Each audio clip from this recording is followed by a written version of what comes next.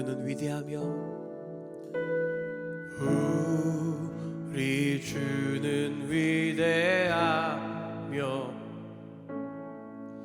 능력이 많으시도다.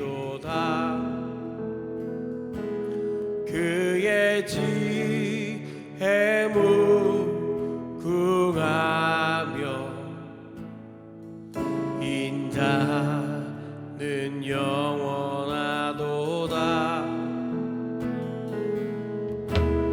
상한 자들 고치시며 상처를 싸매시도다. 별들의 수를 세시며 이름을 붙이셨도다. 그가 구름으로 하늘을 덮으시며 땅을 위하여 비 준비하시니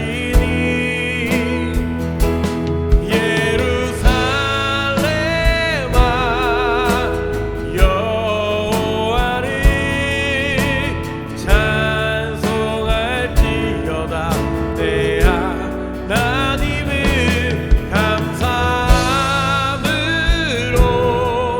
그 앞에 나가며 주 임재 앞에 경배.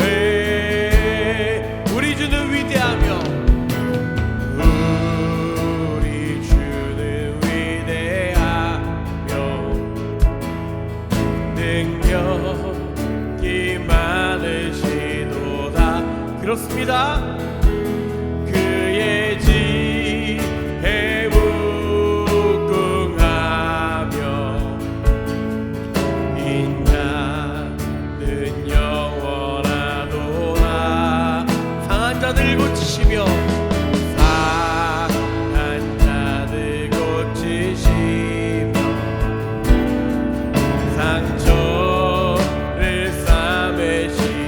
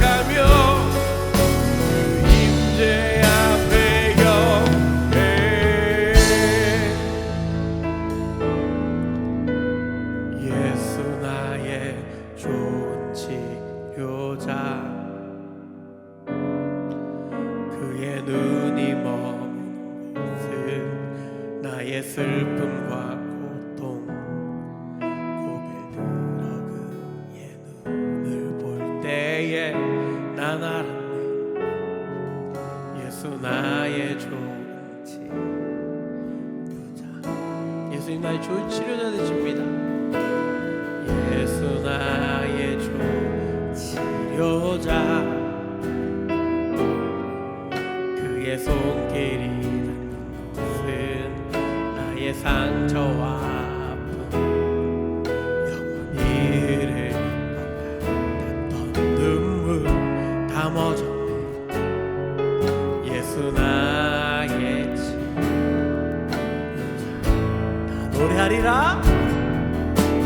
나 노래하리라. 천한 나를 돌아보신 구세주를 찬양해. 하늘 닿는 것까지 내 손 들리라. 예수 나의 치료자. 다시 한번 고백합시다. 예수 나의 좋은 치료자. 그의 눈이 머무는 곳은 나의 슬픔과 고통 고개 들어 그 눈을 볼 때에 난 알았네. 예수 나의 좋은 치료자. 예수 나의 좋은 치료가 되십니다. 예수 나의 좋은 치료자. 그의 손길이 닿는 곳은 나의 상처와 아픔 영원히 이를 건강했던 눈물 다 멎었네. 예수 나의 치료자. 나 노래하리라.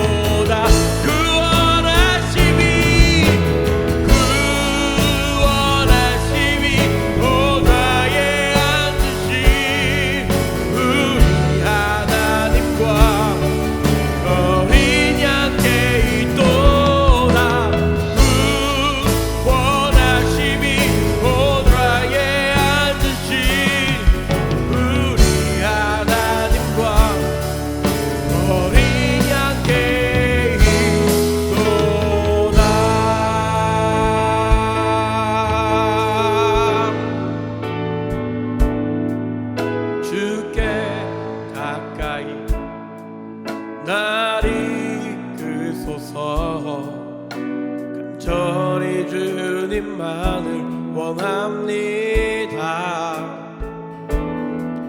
채워주소서 주의 사랑을 진정한 찬양 드릴 수 있도록 주께 가까이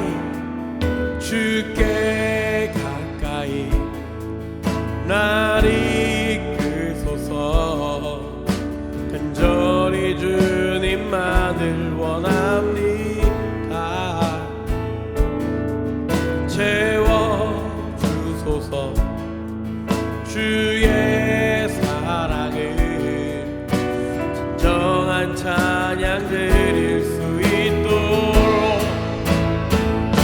목마른 나의 영혼 주를 부르니 나의 맘 만져 주소서. 주님만을 원합니다. 더 원합니다. 나의 맘 만져.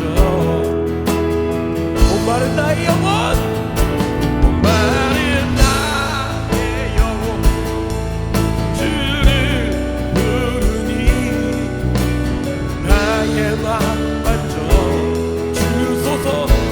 주님만을 원합니다. 원합니다. 더 원합니다. 나의 맘 만져 주소서. 목마른 나의 영혼 주를 부르니 나의 맘 만져 주소서.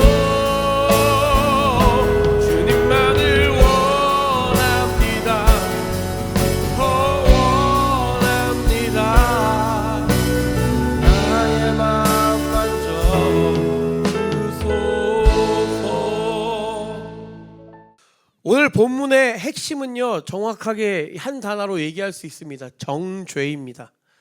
우리는 비교하고 경쟁하는 시대에 살고 있죠. 비교해서 물건을 구매하고 경쟁해서 이겨야 합니다. 오늘 제가 오전에 잠깐 얘기를 들었는데 요즘엔 택배도 주일날도 배송을 한다고 해요.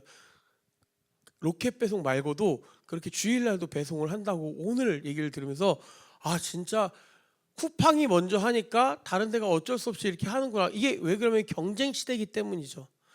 같은 물건이라도 어디는 잘 팔리고 어디는 안 팔립니다. 어떤 이유 때문일 수 있고 여러 가지 이유가 있을 수 있죠. 같은 음식이라도 짜장면 하나를 만들더라도 짜장면을 여러 군데를 비교하면서 맛있는 곳을 찾아갑니다.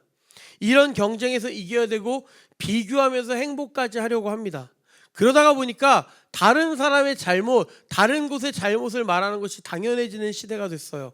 다른 사람의 잘못을 드러내어 내가 우위에 서는 것도 당연한 것이고 다른 사람의 잘못을 지적해서 그 사람을 괜찮게 만들려는 그런 시도조차도 당연한 시대 가운데 있습니다.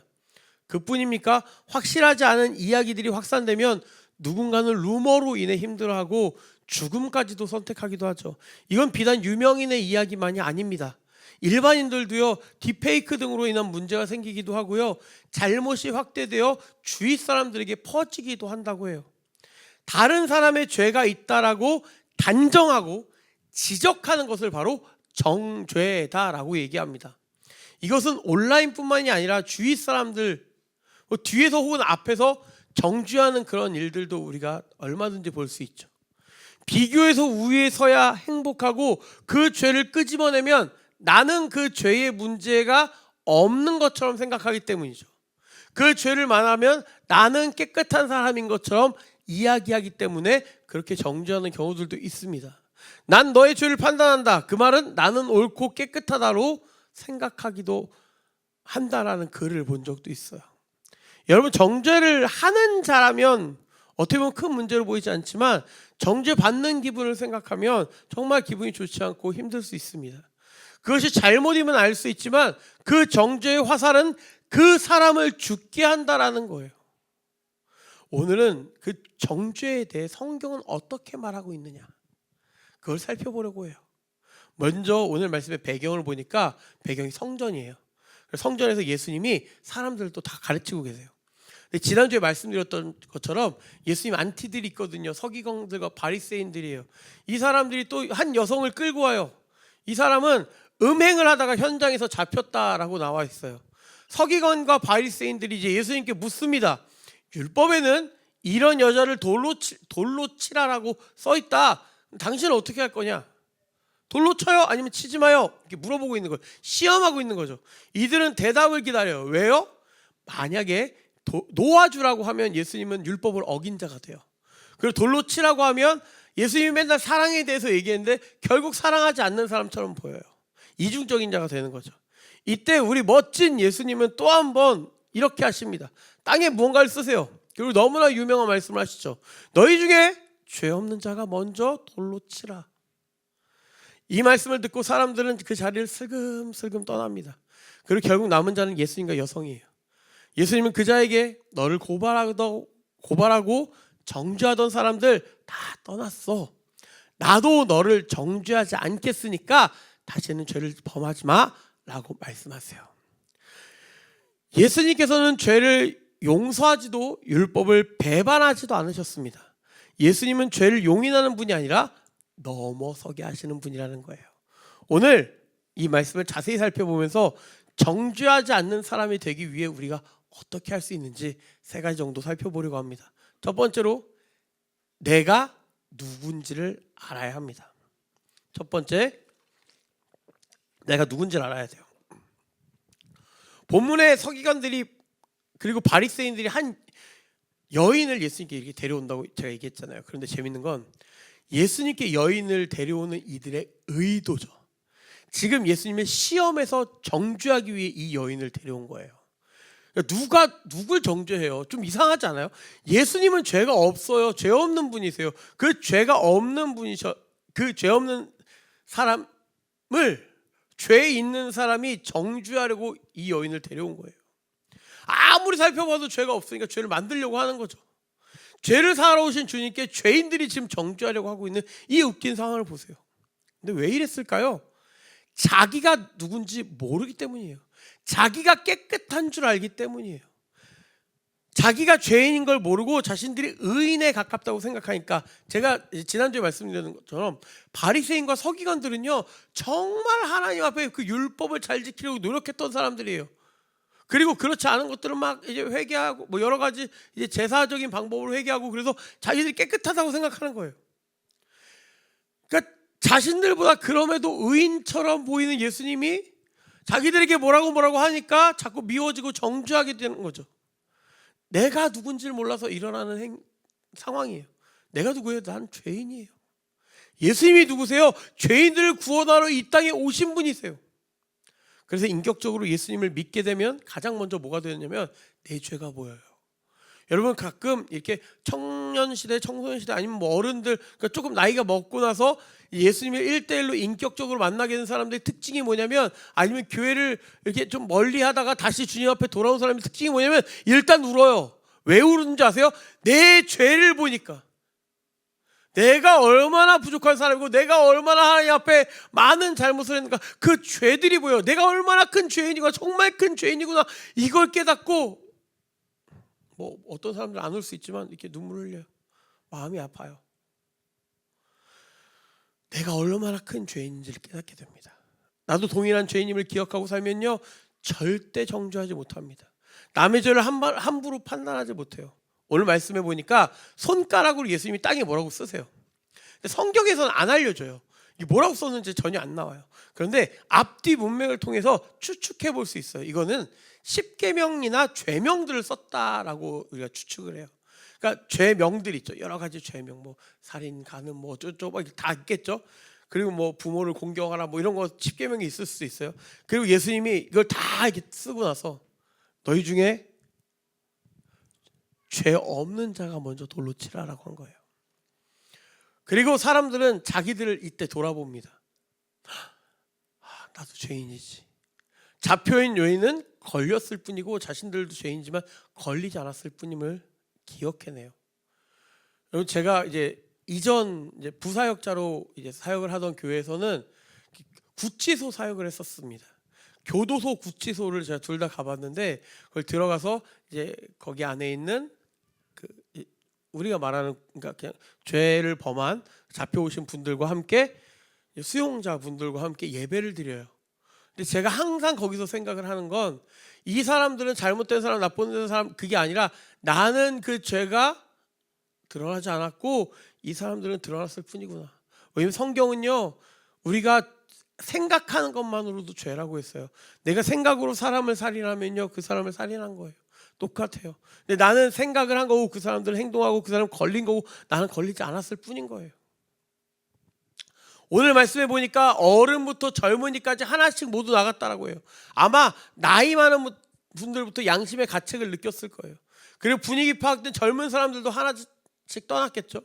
결국 누구까지 떠나냐면 서기관과 바리새인들조차도 그 자리에 있을 수 없었습니다. 어느 누구도 율법에 자유로울 수 없어요. 우리는 죄인이고 누구나 죄인이기 때문이에요. 크고 작을 뿐 우리는 하나님 앞에서 죄인입니다. 그게 율법의 역할 중 하나입니다. 나 스스로 죄인에서 벗어날 수 없다라는 거죠. 나 스스로 돌아보면 알 수 없어요. 아까 제가 빵을 나누면서 이 빵에 조그만한 뭐 잘못이라도 제가 했다라고 생각해 보세요. 이걸 반죽을 하면서 뭐 파리가 들어갔다라고 생각을 해보세요. 파리가 안 들어간 부분도 더러워요. 못 먹어요.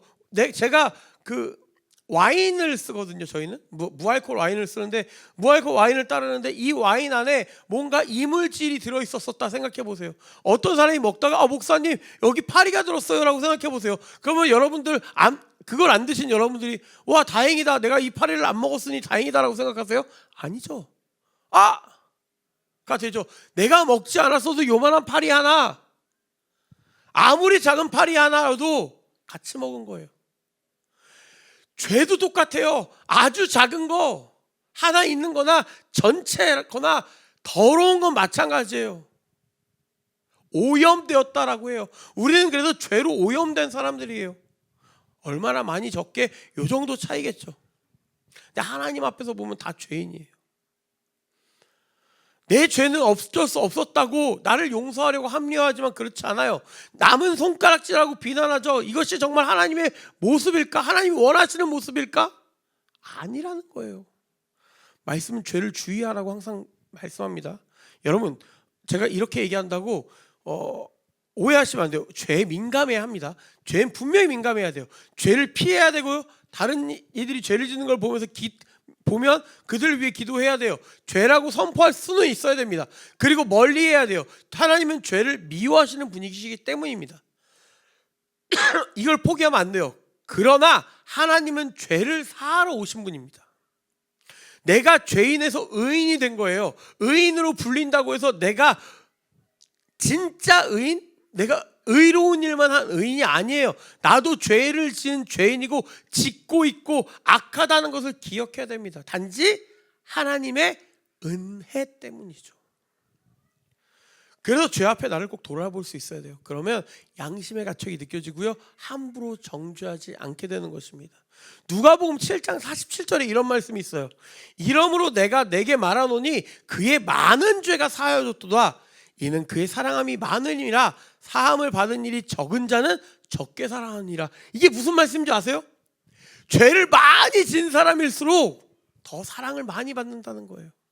그리고 그 많이 사랑을 받은 거 또 사랑을 많이 할 수 있다라는 거예요. 내가 죄인임을 많이 깨달은 사람은요, 내가 더 많이 사랑할 수 있습니다. 내가 더 많이 하나님의 사랑을 입은 거잖아요. 용서를 많이 받은 사람은 많이 사랑하고요, 적게 받은 사람은 적게 사랑한대요. 죄인이기에 죄가 많기에 정죄받을 일이 많음에도 용서받았기에 더 용서할 수 있고 사랑할 수 있는 거예요. 내가 누군지를 알고 내 죄가 얼마나 큰지를 알면 많이 사랑할 수밖에 없고 정죄할 수 없다라는 것입니다. 여러분, 나 자신을 더욱 알므로 정죄하지 않는 우리 되길 주님의 이름으로 축복드립니다. 두 번째, 죄는 미워하고 사람은 사랑해야 됩니다. 오늘 장면에서 매우 불편한 것이 있습니다. 그것이 무엇인지 아십니까? 음행한 여인은 있는데 음행한 남자가 없습니다. 구약 성경은 간통을 한 남성과 여성 모두 사형에 처한다라고 명령해요. 특별히 신명기 22장 22절부터 27절까지 제가 간단하게 읽어드릴게요. 어떤 남자가 유부녀와 동침한 것이 드러나거든 그 동침한 남자와 그 여자를 둘 다 죽여 이스라엘 중에 악을 제할지니라. 처녀인 여자가 남자와 약혼한 후에 어떤 남자가 그 성읍 중에 만나서 동침하면 너희는 그들을 둘 다 성읍 문으로 끌어내어 그들 돌로 쳐 죽일 것이니 이 처녀는 성 안에 있으면서 소리를 지르지 아니하였으며 그 남자는 그 이웃의 아내를 욕보였습니다. 너는 이같이 하여 너희 가운데서 악을 제할지니라. 만일 남자가 어떤 약혼한 처녀를 들에서 만나 강간하였으면 그 강간한 남자만 죽일 것이요 처녀에게는 아무것도 행하지 말 것은 처녀에게는 죽일 죄가 없습니다. 이 일은 사람이 일어나 그 이웃을 쳐 죽인 것과 같은 것이라. 남자와 처녀를 들에서 만난 까닭에 그 약혼한 처녀가 소리질러도 구원할 자가 없었습니다. 이게 간단하게 말하면 상황에 따라 처분법이 다르다는 거예요. 간음했다고 반드시 여자가 사용되는 게 아니에요.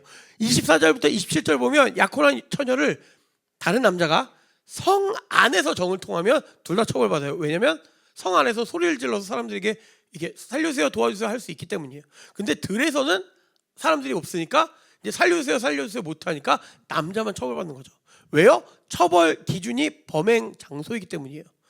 율법은 여성이 누군가에게 도움을 구할 수 있는 곳인가를 봅니다. 들판은 도움을 구할 사람이 없고 그 여성에게 벌을 줄 수 없어요. 그런데 둘 다 벌 받는 게 누구예요? 남자. 지금 음행한 여인 어디서 어떻게 음행이 됐는지 아무도 몰라요. 그러면 누구에게나 할 수 있는 게 누구예요? 남자. 힘이 있거든요. 권력이 있거든요. 사실 성경이 남성 중심이라고 하시는 분들이 있는데 그렇지만은 않아요. 가부장적 사회에서 권력을 가지고 힘을 가진 남성들에게 더 많은 제약을 가지고 있는 것이 성경입니다. 그래서 간음의 책임자에는 무조건 남성이 포함됩니다. 남자는 무조건이에요. 그런데 보세요. 지금 남자 없어요. 현장에 붙잡힌 상황인데 둘 다 있어야 되는데 남자는 없고 여자만 남아 있어요. 공개 처형의 장소에서. 그런데 이것을 어느 누구도 묻고 있지 않아요. 바리새인 서기관들 똑같죠. 그냥 그 여인은 힘이 없기 때문에 이용 대상이 된 거예요. 율법의 목적은요, 악하지 않기 위해서요. 사람과 사람을 위해서요. 하나님과 사람의 관계도 있을 수 있겠지만 대부분이 사람과 사람을 위해서요. 그 사이의 법이 율법이에요. 율법의 중심은 여러분 사람입니다. 하나님이 사람을 사랑하셔서 제정하신 법이에요. 그래서 그것에 맞게 우리가 적용해야 될 필요성이 있어요. 사람이 행복하게 살 수 있도록, 하나님의 뜻에 맞게 살 수 있도록, 지어진 목적에 따라 살 수 있도록 만든 것이 바로 율법이라는 거예요. 누군가를 공격하기 위해 만든 법이 아니고 누군가를 힘들게 하기 위해 만든 법이 아니에요. 수행을 위한 법이 아니에요. 죄를 끊기 위한 법이지 누구를 죽이는 데 초점이 있는 게 아니라는 거예요. 지옥도 마찬가지예요. 지옥에 쳐넣어야겠다 이게 아니라 천국을 가게 하기 위해서 지옥을 만드신 거예요. 하나님을 믿게 하기 위해서 지옥을 만드신 거예요. 그런 율법에 대해 이야기하는데 어느 누구도 여인에게 관심이 없습니다. 그런데 한 사람, 예수님, 그 여인을 보고 계시죠. 수많은 사람들이 그 여인을 죽이려고 할 때 부끄러움, 고통, 모멸, 수모를 그 여인이 오로지 감당하고 있을 때 몇 시간 전까지만 해도 평범하게 살아가던 그 여인이 온갖 상처로 뒹굴고 있을 때 예수님이 이 여인에게 다가오시는 거예요. 그리고 사람들을 돌아가게 했죠. 이제 예수님 혼자 남았습니다. 예수님 어떤 사람인 줄 아세요? 돌로 칠 수 있는 유일한 사람이었어요. 그런 예수님 여인에게 말합니다. 10절, 여자여 너를 고방하라 하던 그들이 어디 있느냐? 정죄한 자가 없느냐? 여인이 대답하죠. 11절, 주여 없나이다.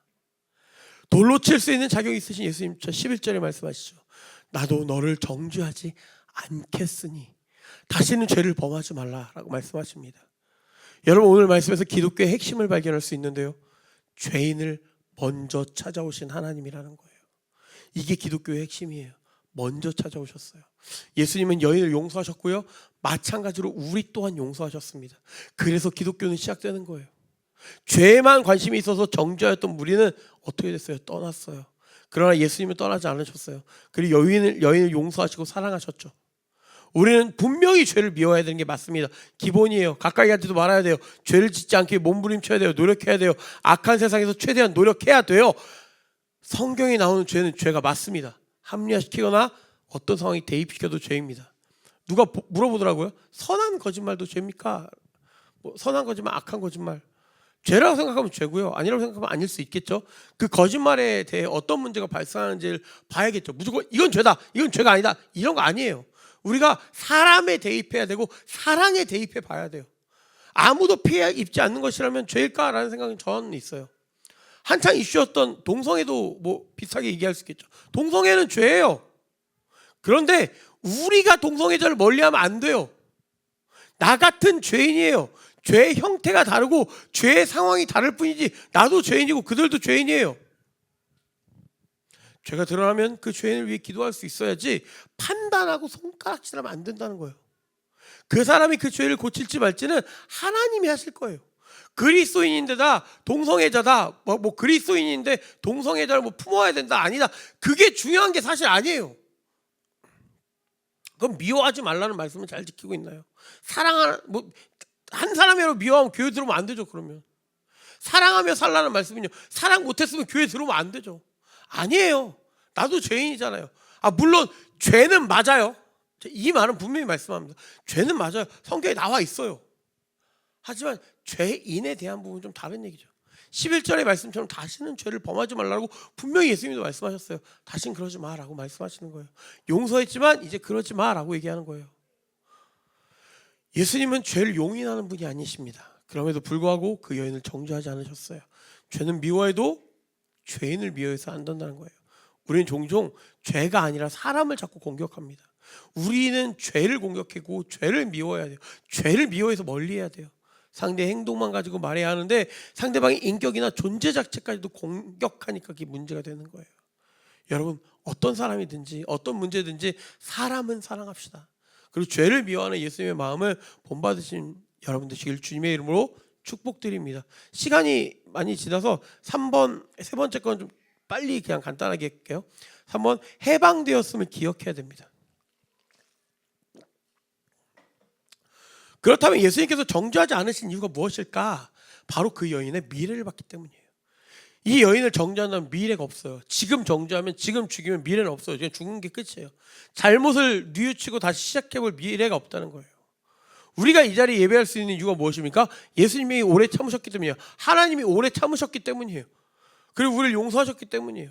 그래서 우리는 오늘도 예배할 수 있는 것이지, 믿지 않는 우리 가족을 위해 오늘도 그래서 기도할 수 있다는 거예요. 하나님이 우리의 죄를 모르실 것 같습니까? 아무리 은밀하게 지어도 우리의 죄 다 아십니다. 근데 왜 가만히 두세요? 죄값을 아직 안 받으시는 이유는 용서하시는 하나님이시기에 참고 계시고 우리가 회개할 때까지 기다리시는 거예요. 기회를 주시는 거죠. 그리고 우리가 죄인인 걸 너무나 잘 아시는 거예요. 하지만 바리새인과 서인관들은 그런 것에 전혀 관심이 없습니다. 죄는 판단해야 되며 죄는 무조건 뿌리 뽑아야 된다고 생각합니다. 자신들의 죄는 바라보지 못하고요. 이 여인의 첫 마디, 주여 없나이다 였습니다. 우리에게도 마찬가지입니다. 우리를 정죄하는 죄들은 이제 없습니다. 우리를 정죄할 수 있는 자격을 갖추신 분은 주님뿐이세요. 세상은 정죄받기 싫으면 죄 짓지 마라고 얘기합니다. 우리 많이 들었잖아요. 너 이렇게 손가락질 안 받으려면 죄를 짓지 않으면 되잖아 라고 얘기합니다. 그런 성경은 뭐라고 말씀하는지 아세요? 로마서 8장 1절부터 2절, 제가 항상 예배 묵도 때 하는 거죠. 그러므로 이제 그리스도 예수 안에 있는 자는 결코 정죄함이 없나니, 이는 그리스도 예수 안에 있는 생명의 성령의 법이 죄와 사망의 법에서 뭐라 그래요? 너를 해방하였습니다. 해방하였습니다. 예수님 안에 있으니 죄를 지어도 다 사해진다는 말이 아닙니다. 예수님 안에 있기에 정죄도 없고 예수 안에 있는 생명의 성령의 법이 바로 죄와 사망의 법에서 우리를 해방시켰다는 거예요. 우리 해방되었습니다. 막 죄 짓라는 얘기 아니에요. 안 지려고 노력해야죠. 하지만 죄는 우리를 더 이상 묶지 못합니다. 그냥 누가 누구를 정죄해요? 누가 누구를 잘못했다고 얘기해요?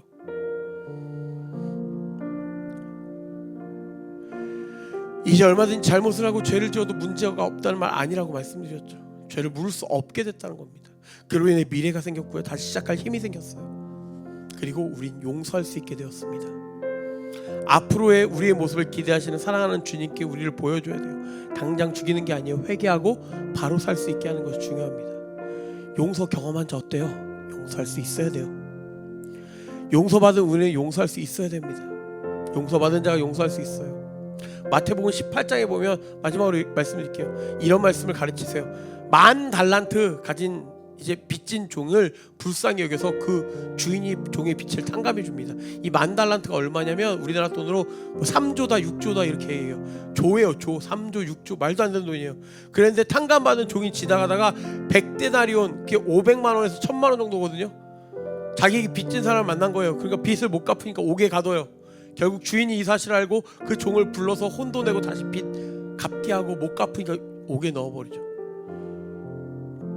저는요 이게 와 1000만 원 크다라고 생각을 했거든요.